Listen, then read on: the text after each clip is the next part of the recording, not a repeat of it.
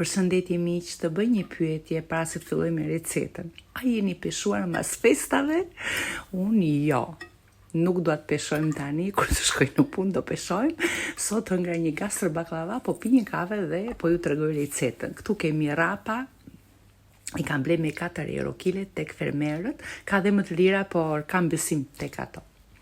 Janë organike. Moll dhe dheu. Unë këtu i kam ngrirë me mikser për shpejtësi, por mund t'i ngri me mandolin ose me rende.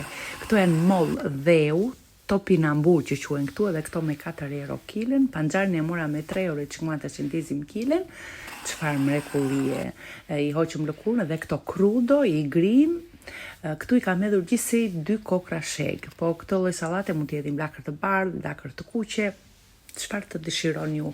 Ju hodha lëngun e 2 limonave, me që është sallatë familjare, vaj ulliri, aq sa duhet, krip, piper, dhe nuk u hodha gjë tjetër, për arsye se këtë mund ta mbajmë kështu 3 ditë në frigorifer dhe nuk prishet. Por ama në momentin që shërbej mund t'i shtoj marra, mund t'i shtoj më mollë, siç e thash, lakër, çfarë të dëshironi juve.